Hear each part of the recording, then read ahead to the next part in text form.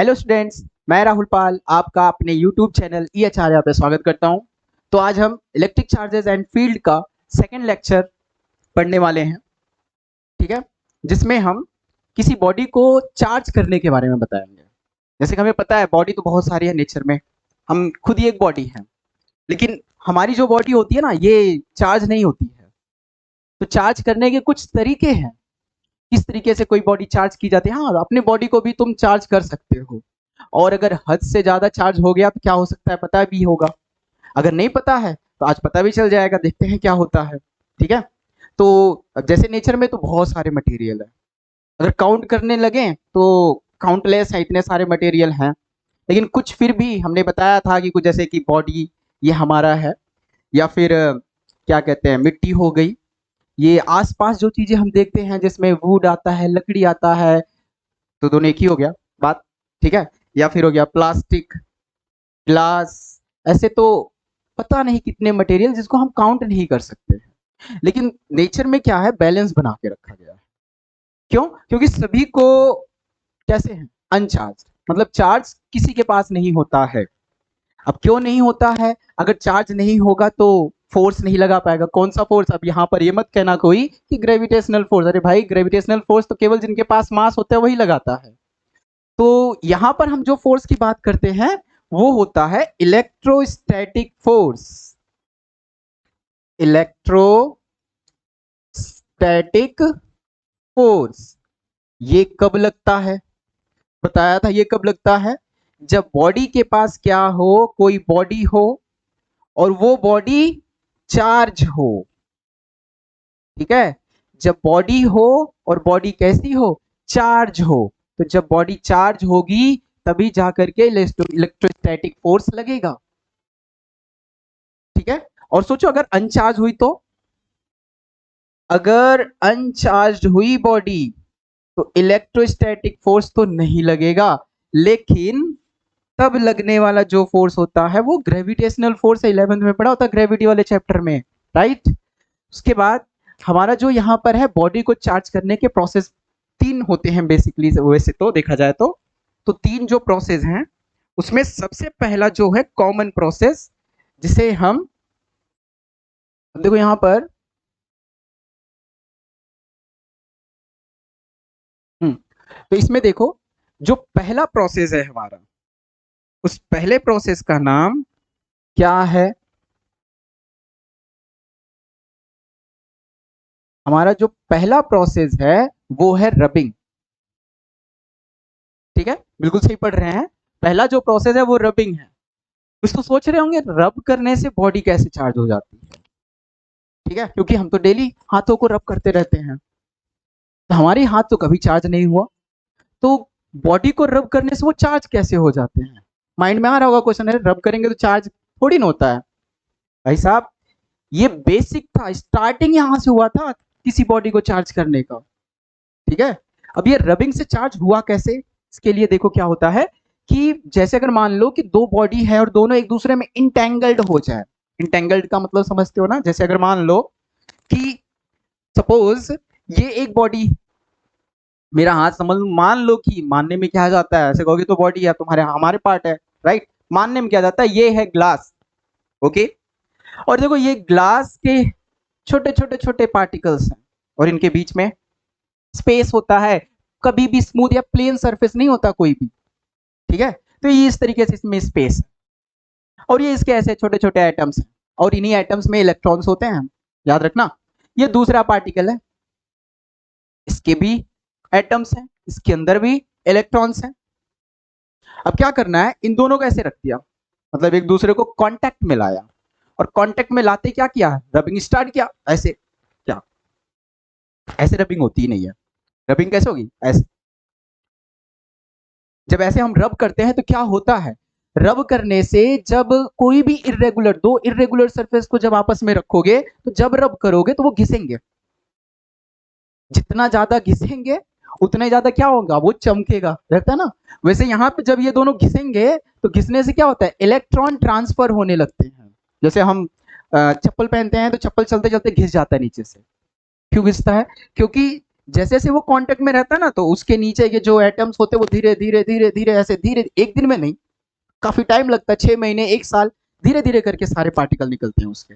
वैसे यहाँ पे ये जब हम घिसते हैं तो घिसने से क्या होता है, इलेक्ट्रॉन ट्रांसफर होना चालू कर देता है। ये देखो, ये मैंने बताया, ये एक मटेरियल और ये दूसरा मटेरियल, और इन दोनों मटेरियल को रब करना स्टार्ट किया है, +20 -20 +10 -10, रब किया। रब करने से क्या होगा, जो मटेरियल इसमें से कैसा होगा, वीक होगा, उसके इलेक्ट्रॉन स्ट्रॉन्ग वाले मटेरियल में से ट्रांसफर होने लगेंगे। तो मान लो कि ये वीक था, इसमें से ना तुम क्या काम किए कि इसमें से 5 इलेक्ट्रॉनों को तुमने निकाल दिया, यहां से 5 इलेक्ट्रॉन ट्रांसफर हो गए इसमें, तो इसमें 5 इलेक्ट्रॉन और आ गए, ठीक है, 5 इलेक्ट्रॉन और आ गए, तो इसमें से 5 इलेक्ट्रॉन कम पड़ गए। तो बताओ अब यहां पर कितने इलेक्ट्रॉन बचे, -15 इलेक्ट्रॉन, और प्रोटॉन कितने, +20। अब देखोगे 20 -15 करेंगे तो क्या आएगा, +5। कौन से वाले पे, इस पर आया +5। इसके बारे में सोचो, -10 था, 5 और आया, -15 +10 कितना आया इसके ऊपर, -5। तो देखो ये वाला जो मटेरियल हुआ वो तो नेगेटिवली चार्ज हो गया हमारा, और ये वाला जो मटेरियल था वो पॉजिटिवली चार्ज हो गया। इनसे क्या पता चला कि जो पॉजिटिवली चार्ज पार्टिकल या मटेरियल था उसमें से इलेक्ट्रॉन निकल गए। इलेक्ट्रॉन अपने साथ मास भी ले जाते हैं, तो जब मास का ट्रांसफर हुआ तो इसका मास क्या हो गया, कम, और इसका मास क्या हो गया, तो सोचो सोचो, इलेक्ट्रॉन आए, मास क्या हो गया, बढ़ गया। तो नेगेटिवली, जो भी नेगेटिवली चार्ज होते हैं उनका मास ज्यादा होता है, और पॉजिटिवली चार्ज जो भी होते हैं उनका मास कम होता है, राइट। हाँ, यहां पर एक क्वेश्चन पूछ सकते थे कि जब हम रब करते हैं तो इलेक्ट्रॉन ही क्यों ट्रांसफर होता है। लास्ट क्लास में इसका वैसे डिटेल बताया ही था, फिर भी एक बार सुन लो कि इलेक्ट्रॉन ही क्यों ट्रांसफर होते हैं, क्योंकि जो प्रोटॉन होते हैं वो इलेक्ट्रॉनों से बहुत ज्यादा क्या होते हैं, हैवी होते हैं, हैवी पार्टिकल्स होते हैं, ठीक है। अब हैवी का मतलब है, समझ लो कि ये एक पार्टिकल, ये ऐसा बड़ा सा है, ये प्रोटॉन है, और इसके सामने ये छोटा सा इलेक्ट्रॉन है। अब अगर किसी को चलना होगा, कौन आसानी से चल पड़ेगा अगर रब करेंगे तो, भाई जो छोटा होगा बड़े आसानी से निकल जाएगा, लेकिन इसको निकालने में तो देख लो कैसे लग निकल आएगा, इसको इतना भारी हैवी पार्टिकल है प्रोटॉन, निकालना इसके लिए आसान नहीं होता है, ठीक है। इसीलिए तो हमारे पास एक प्रोसेस आया रबिंग, रबिंग से हम बॉडी को चार्ज करते हैं, एक बॉडी पॉजिटिव होगा एक बॉडी नेगेटिव होगा। सिंपल है, when we rub two material then electron get entangled, वही ना, इंटेंगल्ड का मतलब ऐसे मिल जाते हैं, फंसना। और फंसने के बाद क्या होता है, जैसे ही रब करना चालू करते हैं तो एक दूसरे में क्या होते हैं, इलेक्ट्रॉन ट्रांसफर होने चालू कर देते हैं, राइट। ये तो पहला प्रोसेस था हमारा रबिंग का। अब इसका दूसरा प्रोसेस है जो हमारा, वो है बाय कंडक्शन। ये दूसरा प्रोसेस है, पहला क्या था, रबिंग, दूसरा क्या है, बाय कंडक्शन। कंडक्शन का मतलब ऐसा मत समझना कि तो कंडक्टर में हमने पढ़ा था, कंडक्टर वाला है पार्ट है, भाई कंडक्शन का मतलब होता है जब दो बॉडी कांटेक्ट में हो, ठीक है।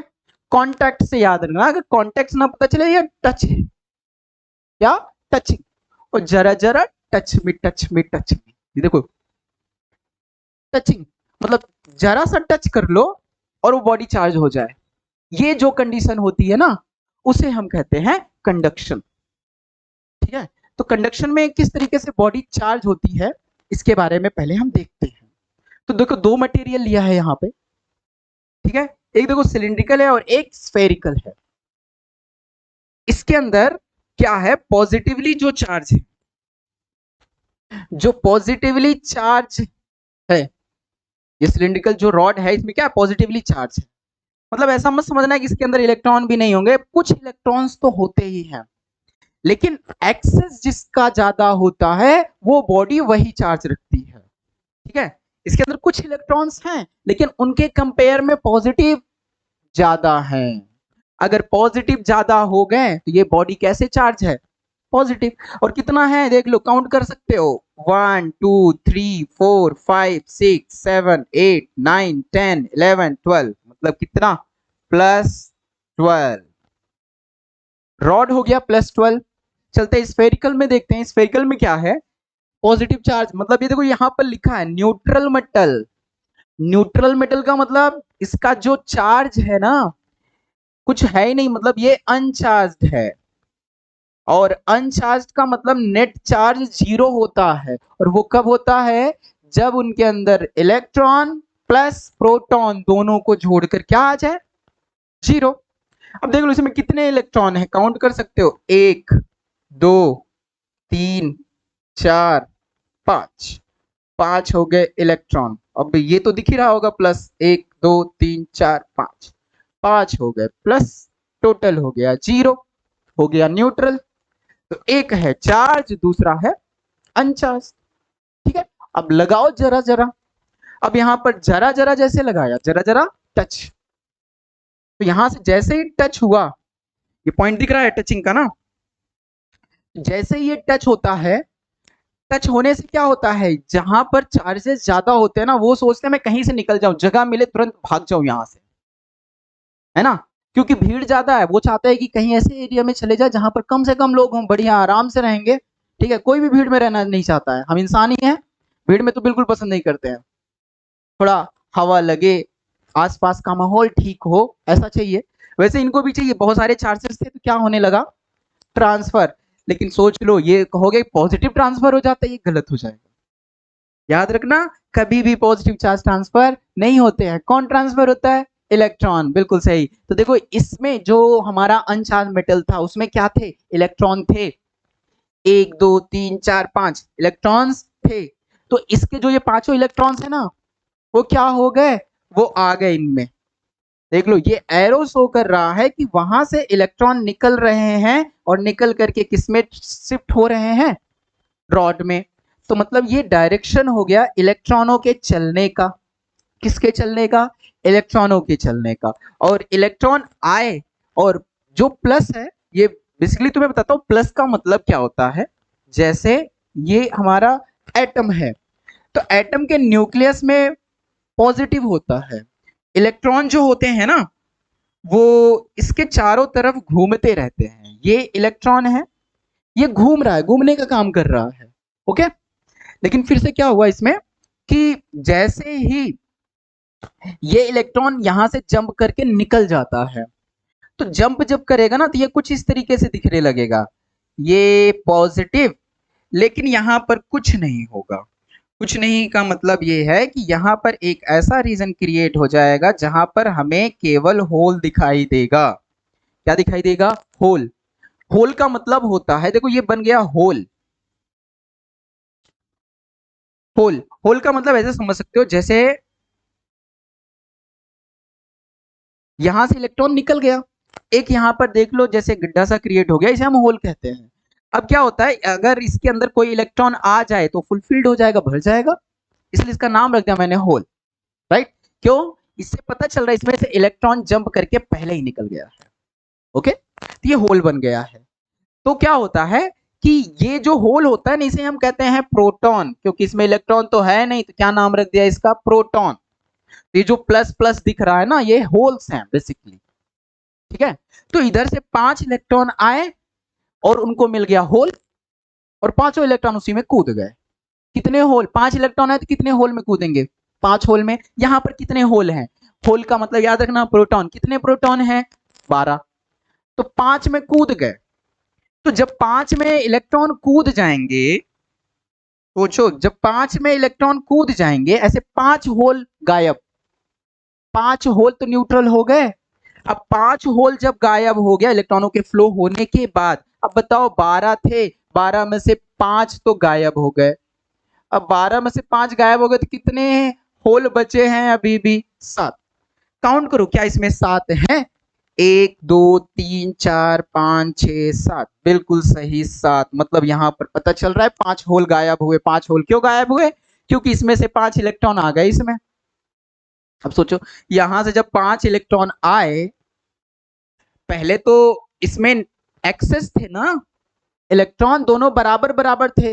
अब इलेक्ट्रॉन तो है नहीं बेचारा, ये तो है नहीं, तो इसमें क्या बचा, केवल 5 प्रोटॉन। कितना प्रोटॉन, 5 प्रोटॉन, 5 होल इसमें भी बचा। तो मतलब इस पर कितना चार्ज आया, पॉजिटिव +5।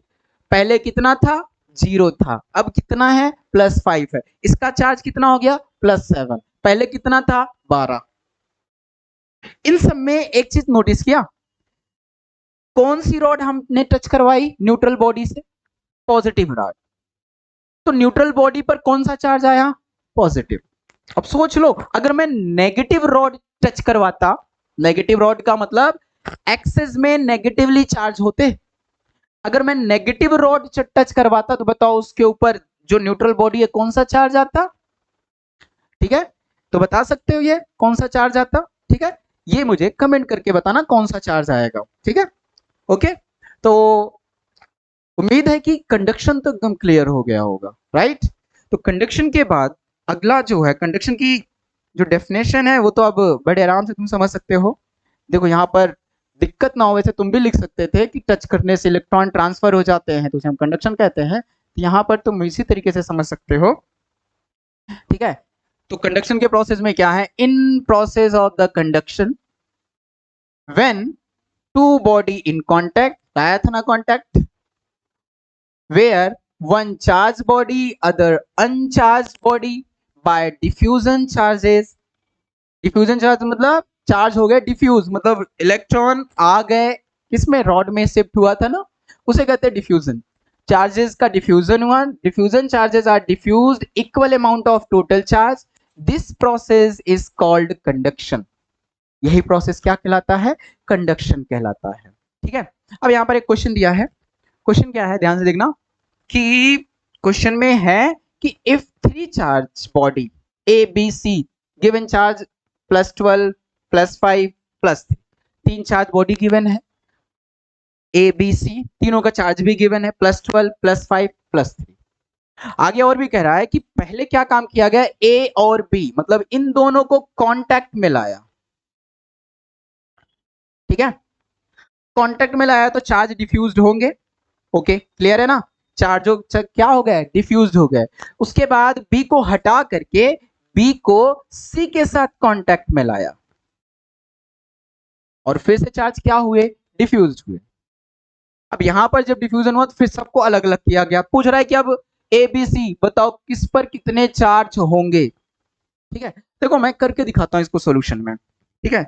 अब ये सॉल्यूशन में देखो किस तरीके से मैं करता हूं, इसको ध्यान से देखना समझो। पहले यहां पर सॉल्यूशन, पहले ए और बी, ए और बी, इसके ऊपर कितना है +12, यहां पर क्या है +5, ओके, +12 +5। और यहां पर देखो एक चीज लिखा है, diffusion charges are diffuse equal amount of total charge.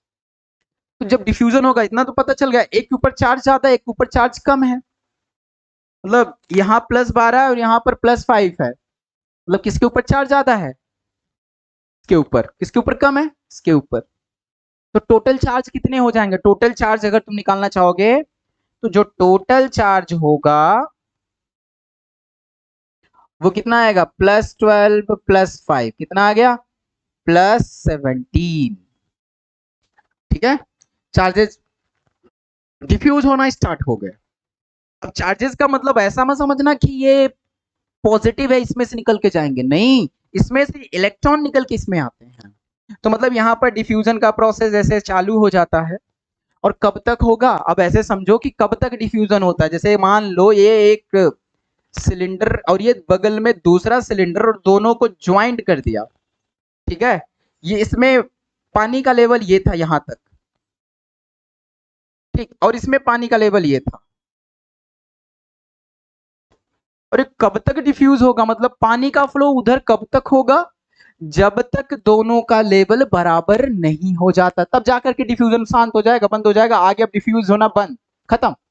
Same process यहां भी होगा, यहां पर क्या होगा कि जब तक दोनों का चार्ज इक्वल ना हो जाए तब तक डिफ्यूजन स्टार्ट रहेगा।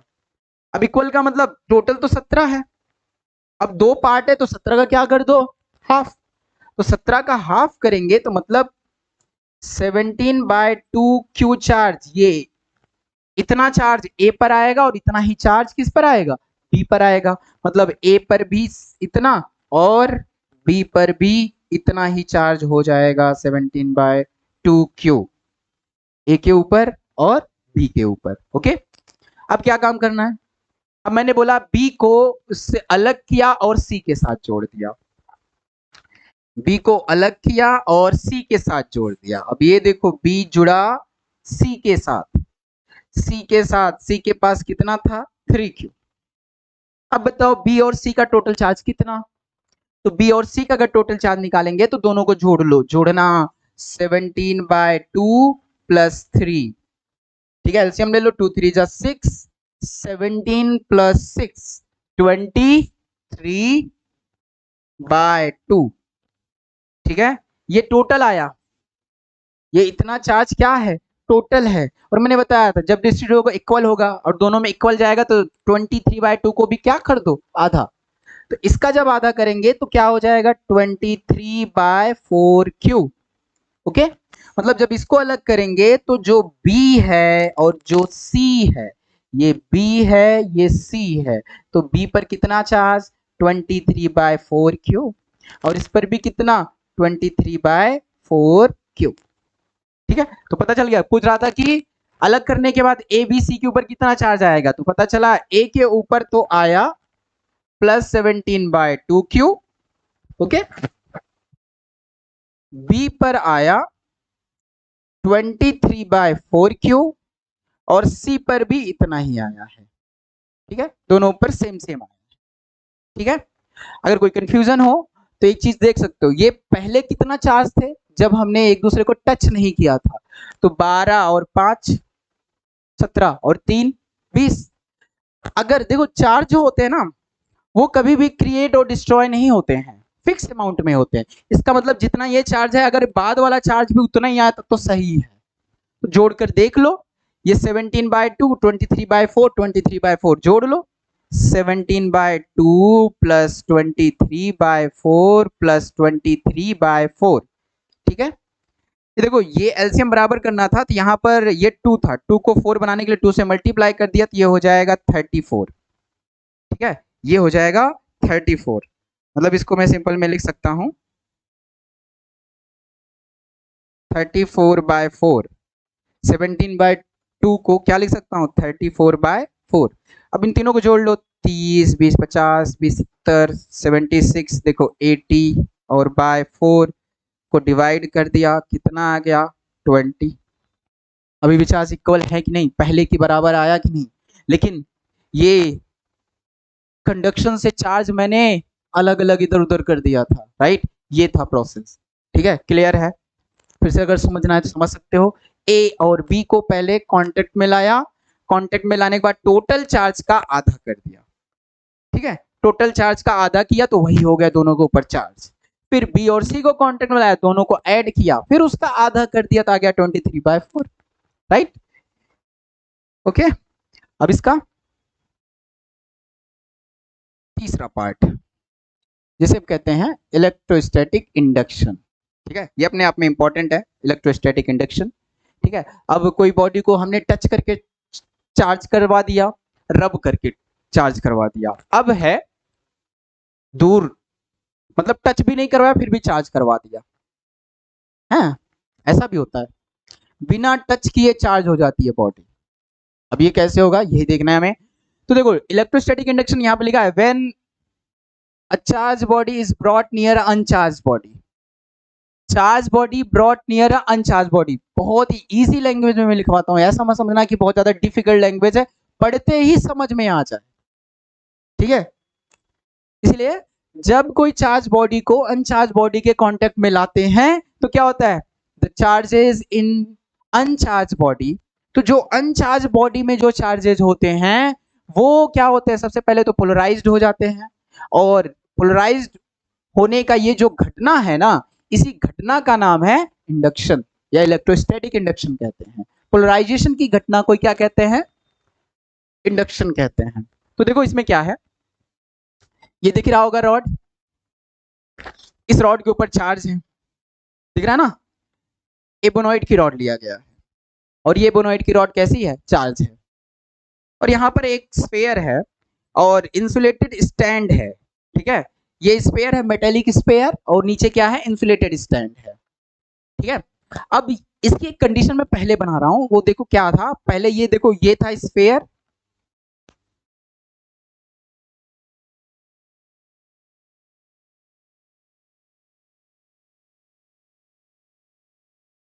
ये स्फेयर था, काउंट करो कितने पॉजिटिव है, 1 2 3 4 5 6 7, 1 2 3 4 5 6 7, 7 प्रोटॉन 7 इलेक्ट्रॉन।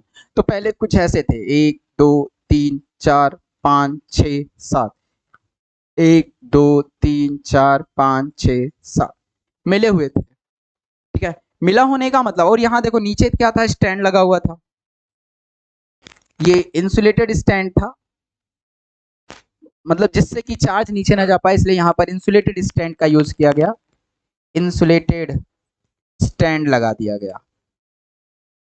ओके, और चार्ज बॉडी कहीं और रखी गई थी, ऐसे था पहला सिस्टम।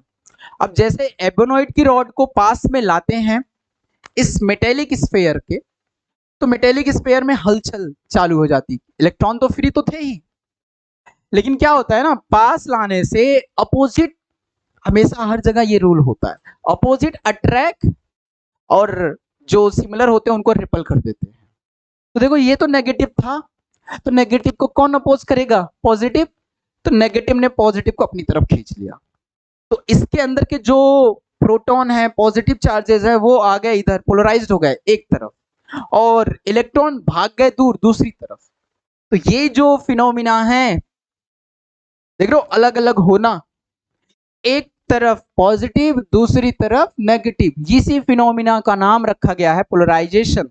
पोलराइज्ड हो गए चार्जेस, और पोलराइज्ड होने के बाद यही फिनोमिना का नाम रखा गया, यही घटना कहलाया क्या, इंडक्शन हो गया। ठीक है, अभी खत्म नहीं हुई कहानी, अभी क्या किया, फिर इस मेटल स्फेयर से एक वायर निकाला और इस वायर को अर्थ से कनेक्ट कर दिया। यहां पर क्या लगा दिया, अर्थ। देखो घर पर भी तुम अर्थ लगाते होगे इलेक्ट्रिसिटी को तेज करने के लिए, तो वैसे ही मैंने यहां पर अर्थ लगा दिया, ग्राउंड से कनेक्ट किया। अब जैसे ये ग्राउंड से कनेक्ट हुआ तो क्या होता है कि इलेक्ट्रॉनों को तो भागना था, क्योंकि यहां तो उन्हें रास्ता नहीं मिल रहा था भागने का, क्योंकि इधर ही था ना एबोनॉइड की रॉड जो नेगेटिव था, यहां रास्ता मिल गया, मेटेलिक वायर जैसे ही अर्थ में मिला ना, तो सारे इलेक्ट्रॉन भाग गए, कहां भाग गए, अर्थ में।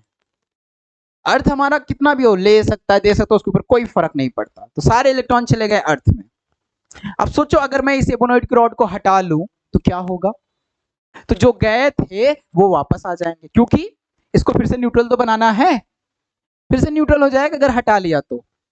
इसीलिए अगर बॉडी को चार्ज करना है तो जैसे ही अर्थ लगाया ना, जैसे ही सारे चार्ज उसके अंदर गए, तो पहले स्टेप में जो अर्थ वायर है इसे कर दो कट, इसे क्या कर दो, कट कर दो। तो कट करोगे, इससे क्या पता चलेगा, जो इलेक्ट्रॉन गए थे वो वापस नहीं आ सकते। अब क्या काम करो, रिमूव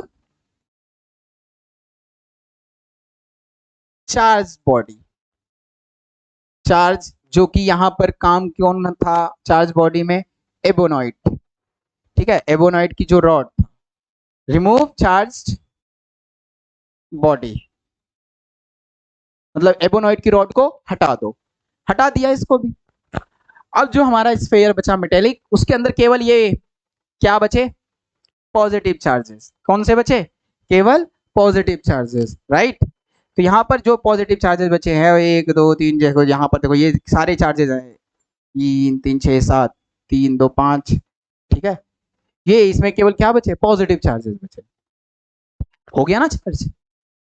अब इसके अंदर एक्सेस में क्या है, एक्सेस में क्या है, प्रोटॉन, मतलब ये हो गया पॉजिटिव चार्ज, लाया कौन था, नेगेटिव चार्ज।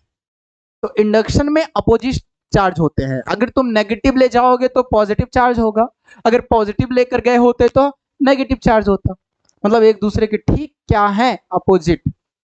ठीक है, लेकिन ये भी रूल को फॉलो करता है, charges can neither be created nor be destroyed. ठीक है, कभी भी क्रिएट और डिस्ट्रॉय नहीं कर सकते हैं। तो ये जो घटना था ये था क्या, इंडक्शन। उसके बाद हमारा अगला टॉपिक है basic properties of electric charges. ठीक है, कौन कौन सी बेसिक प्रॉपर्टीज है चार्जेस के लिए, इसके बारे में थोड़ा सा आप देख लेते हैं। तो पहली प्रॉपर्टी तो बहुत आसान है, जिसका नाम क्या है, एडिटिव। इसका नाम क्या है, एडिटिव। एडिटिव का मतलब होता है जोड़ना, मतलब चार्जेस को जोड़ दो, ठीक है, वही है प्रॉपर्टी। और ये अलजेब्रा का जो रूल है वही फॉलो करते हैं हम। जैसे अगर मान लो तुम्हारे पास 2q है कॉमा -3q है माइनस, चार्जेस हैं ये सारे, -8q है या फिर 5 या 4q है, ठीक, प्लस मैंने पूछा नेट बताओ कितना है चार्जेस, तो नेट का मतलब सबको सिंपल में जोड़ लो, +2 -3 -8 +4। देखो प्लस वाले को जोड़ोगे तो 4 और 2 6, माइनस वाले जुड़े 11, 6 - 11 किया तो क्या आया -5। तो नेट कितना आ गया सब चार्जेस का सब -5। ये जो सिंपल रूल है ना इसे हम रूल ऑफ अलजेब्रा कहते हैं। सिंपल वही अलजेब्रा का रूल हम फॉलो करते हैं। दूसरा है क्वांटाइजेशन ऑफ चार्जेस, ये इंपॉर्टेंट है। क्वांटाइजेशन ऑफ चार्जेस, तो क्वांटाइजेशन ऑफ चार्जेस का मतलब क्या होता है? अब ये सोचो कि इलेक्ट्रॉन जो ट्रांसफर होते हैं, बताया था ना रब करने से इलेक्ट्रॉन ट्रांसफर होते हैं, क्या मैंने ये बताया था वहां पे इलेक्ट्रॉन आधे आधे ट्रांसफर होते हैं? नहीं, इलेक्ट्रॉन तो वैसे ही सबसे फंडामेंटल यूनिट्स होता है, उससे ज्यादा छोटा तो हो ही नहीं सकता। अब इतनी छोटी फंडामेंटल यूनिट्स है, इतनी छोटी यूनिट्स है, उसको क्या आप ब्रेक करोगे? हाँ, तो जब रब करते हैं ना पूरा का पूरा इलेक्ट्रॉन ट्रांसफर होता है, मतलब कि एक ट्रांसफर होता है या तो 1 इलेक्ट्रॉन या तो 2 इलेक्ट्रॉन या तो 3 इलेक्ट्रॉन। कभी ऐसा नहीं होगा कि फ्रैक्शन में इलेक्ट्रॉन ट्रांसफर होंगे, भाई 17/2 इलेक्ट्रॉन ट्रांसफर हो गए दूसरी बॉडी पर, ये नहीं हो सकता। आधा पौना सवा सवैया ऐसा कुछ नहीं चलेगा, हमेशा इलेक्ट्रॉन किस में ट्रांसफर होंगे? इंटीजर्स के फॉर्म में। इंटीजर्स तो पता ही होगा मैथ्स वाले, ठीक है, जो मैथ्स पढ़ते होंगे उनको तो पता ही होगा, और जो बायो लिए होंगे उनको भी पता होगा इंटीजर्स, वो बेसिक नॉलेज होता है। जैसे कि -1 -2 -3 -4 0 1 2 3 4 ये सारे नंबर इंटीजर्स होते हैं। तो इलेक्ट्रॉन ट्रांसफर होते हैं इन फॉर्म ऑफ इंटीजर्स। कभी भी मत कहना रैशनल नंबर में इलेक्ट्रॉन ट्रांसफर होते हैं, मैंने 2 मटेरियल को रब किया, मैंने देखा आधे आधे इलेक्ट्रॉन ट्रांसफर हो गए, ऐसा पॉसिबल कभी नहीं हो सकता। ठीक है, इलेक्ट्रॉन हमेशा किसमें? पूरे के पूरे इंटीजर्स के फॉर्म में ट्रांसफर होते हैं। वही यहाँ पे लिखा भी गया है, electric charge on a body is not a continuous quantity. जो चार्ज होता है किसी बॉडी पर वो continuous quantity, but it is a integral multiple of charge on one electron. Continuous quantity नहीं होता है। कंटिन्यूअस का मतलब कि 1 आया, अब 1.001 आएगा, 1.0002 आएगा, फिर ऐसे बढ़ते जाएगा, ऐसे कंटिन्यूअस नहीं बढ़ता। ठीक है, कंटिन्यूअस का मतलब ऐसे समझो जैसे ये एक ग्राफ है और ये इस तरीके से बढ़े, ठीक है, ये कंटिन्यूअस बढ़ना होता है। तो चार्जेस कैसे बढ़ते हैं? जैसे कि या तो 1 इलेक्ट्रॉन या 2 इलेक्ट्रॉन या 3 इलेक्ट्रॉन या 4 या 5 या 6 या 7, ऐसे सीढ़ियों के फॉर्म में 1 2 3 4 5 6 इस तरीके से किसी भी बॉडी के ऊपर चार्ज इंक्रीज होता है। ये कंटिन्यूअस फॉर्म में इंक्रीज नहीं होता है। ठीक है, तो ये जो है इसे हम कहते हैं integral multiple of charge on one electron. Integral multiple में देखो मान लो कि ये एक बॉडी है, अब इस बॉडी पर 10 इलेक्ट्रॉन आ गए, बताओ इस बॉडी के ऊपर चार्ज कितना हुआ? चार्ज पूछ रहा है कितना चार्ज हुआ, नंबर ऑफ इलेक्ट्रॉन दिया, 10 इलेक्ट्रॉन ट्रांसफर हुए हैं। तो बताया गया है कि एक इलेक्ट्रॉन के ऊपर जो चार्ज होता है, मैंने बताया था लास्ट क्लास में, वो होता है 1.6 इंटू 10⁻⁹ कूलम। ये एक इलेक्ट्रॉन का चार्ज है। तो बता दो 10 इलेक्ट्रॉन का चार्ज क्या हो जाएगा? 10 से मल्टीप्लाई कर लो, 10 इंटू 1.6 इंटू 10⁻⁹ कूलम। ठीक है, ये जो 10 है, जो नंबर है ना, उस नंबर को रिप्रेजेंट करने के लिए n का यूज करते हैं। प्लस माइनस साइन, इलेक्ट्रॉन है तो माइनस, अगर पॉजिटिव अगर किसी के ऊपर चार्ज आता है तो प्लस, इसलिए प्लस माइनस Ne का यूज किया गया है। और Q क्या रिप्रेजेंट कर रहा है? चार्ज। Q क्या रिप्रेजेंट कर रहा है? चार्ज। उस बॉडी को कितना चार्ज मिला था, एक सिंपल सा फॉर्मूला बना, Q is equal to Ne। E देखो यहां पर था और N ये नंबर हुआ, अगर 100 होंगे तो इनके प्लेस पर 100 इलेक्ट्रॉन ट्रांसफर हुए, तो 100 से मल्टीप्लाई कर दोगे एक इलेक्ट्रॉन के चार्ज की से। ठीक है, इस तरीके से चार्ज हम ट्रांसफर करते रहते हैं। ठीक, ये क्वेश्चन, इसके ऊपर भी क्वेश्चन बनेंगे, बताएंगे भी कैसे कैसे कैसे क्वेश्चन आते हैं। ठीक है, अब यहाँ पर electron can not be divided further, therefore charge is always integral multiple. मैंने यहाँ पर रीजन में बता दिया था कि क्योंकि हम इलेक्ट्रॉनों को कभी भी डिवाइड नहीं कर सकते, ये सबसे बेस होता है जिसे हम प्रीलिमिनरी चार्ज के नाम से जानते हैं। इसलिए इसको डिवाइड करना इम्पॉसिबल है, इसलिए ये इंटीग्रल मल्टीपल इलेक्ट्रॉन्स के होते हैं। क्लियर? उसके बाद तीसरा है कंजर्वेशन ऑफ चार्जेस। अब कंजर्वेशन ऑफ चार्जेस ये पॉइंट नंबर 3 है, ठीक है। कंजर्वेशन ऑफ चार्जेस, अब चार्जेस का कंजर्वेशन अभी बता दिया था मैंने कि चार्ज को हम ना क्रिएट कर सकते ना डिस्ट्रॉय कर सकते, ना क्रिएट करते हैं ना डिस्ट्रॉय करते हैं, ठीक है। ये देखो ये वाली जो लाइन थी ना, कुछ साइंटिस्ट जैसे कि आइंस्टाइन जो थे उनको हजम नहीं हुआ, उन्होंने इसको बाद में चेंज भी करवा दिया। देखो क्या लिखा है यहाँ पे कि electric charges can neither be created not destroyed, it only be transfer, ये केवल ट्रांसफर होते रहते हैं, ठीक है। ये पहले का था, electric charges can neither be created not be destroyed, it can only be transfer, ये ना ही क्रिएट होते ना डिस्ट्रॉय होते, केवल ट्रांसफर होते, रब करा डिस्ट्रॉय मतलब क्या हो गया, ट्रांसफर हो गए, इसमें से उसमें चाहते रहते हैं, लेकिन कभी खत्म नहीं होते। जीरो हो गया तो खत्म हो गया, एक +5 था एक -5 तो जोड़ दिया जीरो हो गया, मतलब वो खत्म हो गया नहीं, कभी भी खत्म नहीं होते। पहले मानते थे कि ऐसा हो जाता था, लेकिन आइंस्टाइन ने समझाया कि ये जो हम पढ़ते थे थोड़ा सा इसमें करेक्शन करना, तो उन्होंने आइसोलेटेड वर्ड का जोड़ा। आइसोलेटेड का मतलब क्या होता है, जैसे मान लो ये एक बॉडी है, इसमें चार्जेस हैं कुछ +2 +3 +8, टोटल कितने चार्ज हो गए, 8 +3 +2, इस पूरे सिस्टम में कितने चार्ज हुए, 8 3 11 2 13, टोटल जो चार्ज हो गए +13 है। एक दूसरी बॉडी है, ठीक है, इन दोनों को रब करके किसी न किसी प्रोसेस से तैयार किया है, दूसरी बॉडी है, इसमें एक चार्ज दिया, तीन बॉडी थे ना, तीन बॉडी बना लेते हैं इसके अंदर, तीन मटेरियल टाइप, -3 +9 और इसमें क्वेश्चन मार्क दे दिया कि पूछ रहा है कि इसका कितना चार्ज होगा, इन दोनों को रब करके बनाया गया। देखो जितना इसका चार्ज होगा उतना ही इसका चार्ज होगा, ठीक है, मतलब इलेक्ट्रॉन ट्रांसफर हुए होंगे, ये पूरा आइसोलेटेड है, ये भी आइसोलेटेड है, कुछ बाहर से चार्ज आया नहीं ना गया है, तो दोनों का नेट चार्ज क्या होना चाहिए, इक्वल होना चाहिए। तो इसका तो 13 है, इसका जोड़ लो, 9 - 3 की किया तो 6 प्लस क्वेश्चन मार्क को मान लिया x, तो 6 + x किसके बराबर होगा, 13 के, तो x कितना हो जाएगा, 13 - 6, तो आ जाएगा कितना, 7। मतलब ये जो क्वेश्चन मार्क वाला है यहाँ पे, यहाँ पर कितना चार्ज आएगा, +7 क्यों आ जाएगा, तब जाकर के दोनों पे जो नेट चार्ज है वो कैसे आएंगे, इक्वल आएंगे, राइट। क्लियर है ना, ये हो गया isolated electric charges can neither be created nor be destroyed only be transferred, ये आइसोलेटेड सिस्टम था, ओके। उसके बाद इसका जो दूसरा पार्ट है, the charges in pair can be created और डिस्ट्रॉयड, जो चार्जेस होते हैं उनको हम केवल पेयर्स में क्रिएट भी कर सकते हैं और डिस्ट्रॉय कर सकते हैं। क्या मस्त लाइन यहाँ पर है। इससे पहले क्या पढ़ा था हमने, चार्ज को ना ही हम क्रिएट कर सकते हैं ना ही डिस्ट्रॉय कर सकते हैं।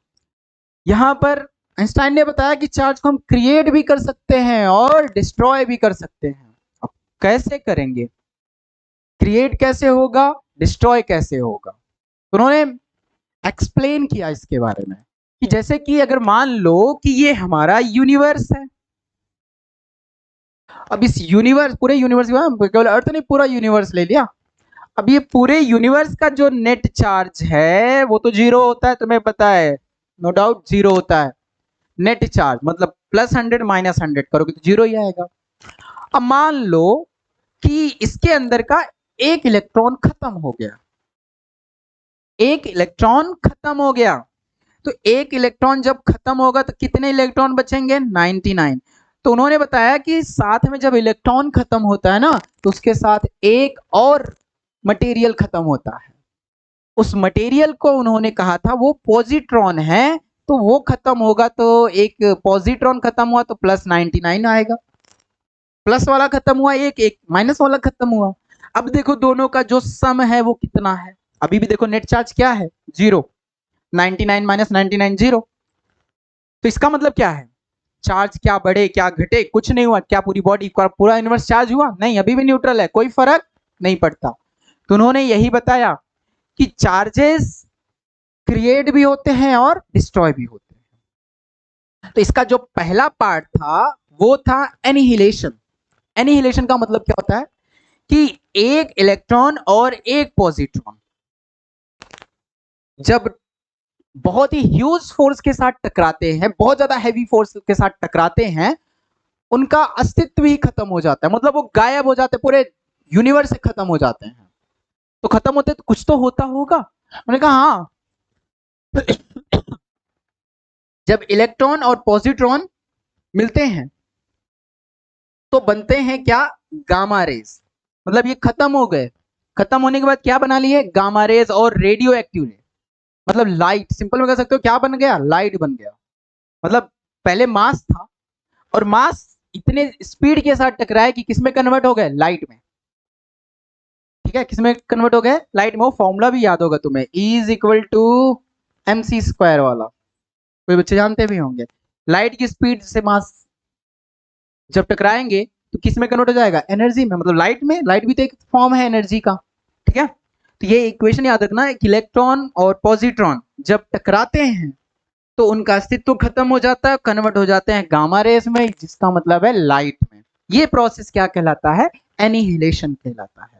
तो उन्होंने कहा कि जब हम किसी चीज को खत्म कर सकते हैं तो उसको क्रिएट भी कर सकते हैं। लॉजिक है ना। अगर हम खत्म कर सकते हैं मास को या इलेक्ट्रॉनों को, पहले देखो पढ़ते थे हम ना, मास can neither be created nor be destroyed. Einstein ने प्रूव किया था मास को हम क्रिएट कर सकते, तभी ये मास को खत्म किया ना। अब मास को क्रिएट करके दिखाते हैं। ठीक है, मास को जब क्रिएट करेंगे उसका नाम रखा गया पेयर प्रोडक्शन। ठीक है, पेयर प्रोडक्शन। तो मतलब अब इसमें क्या किया गया कि उन्होंने एक ना मेटल चूज किया, हैवी मेटल। जैसे ये देखो, प्लेटिनम का एक मेटल चूज किया। और प्लेटिनम का मेटल इसलिए क्योंकि ना ये काफी ज्यादा सॉलिड होते हैं और जल्दी टूटते नहीं, और इसके जो मॉलिक्यूल्स होते हैं, मतलब इसके अंदर के जो एटम्स होते हैं एडजस्ट होते हैं एक फॉर्म में। ठीक है, अब जैसे कि इसको ना एक तरीके से क्या कर दिया, कोन का शेप बना दिया, ऐसे ऐसा ओपनिंग सा बना दिया। ठीक, जैसे ये रहा मटेरियल, और मटेरियल यहां से क्या कर दिया, एक कोन बना दिया। और इसके सामने यहां पर इसके ऊपर गामा रेज की बौछार करवाई। बहुत सारे गामा रेज आ रहे हैं, लाइट, सिंपल में कह लो लाइट।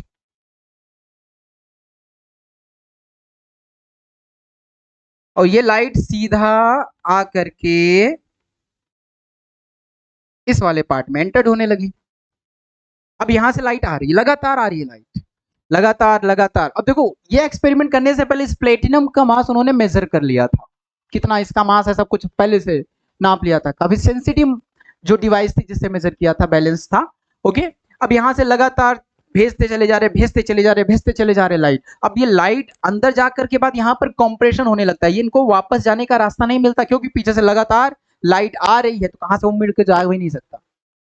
ठीक है, तो उसके अंदर क्या होने लगा, कॉम्प्रेस। तो लाइट इसके अंदर कॉम्प्रेस होने लगती है, और कॉम्प्रेस होते होते होते होते क्या होता है, फाइनली वो इतना ज्यादा कॉम्प्रेस हो जाती है कि कॉम्प्रेस होने के बाद यहां पर वो किस में कन्वर्ट हो जाता है, मास में।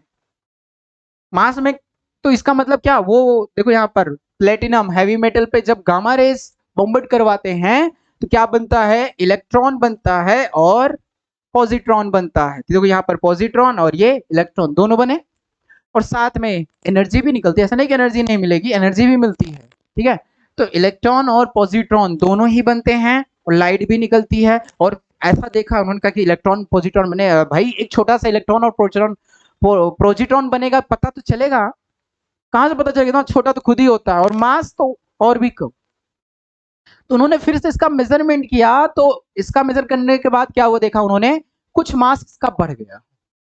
बढ़ा क्यों होगा, इसका मतलब ये मास बढ़ना प्रूफ करता है लाइट जो है वो किस में कन्वर्ट हुआ, इलेक्ट्रॉन और पॉजिट्रॉन में।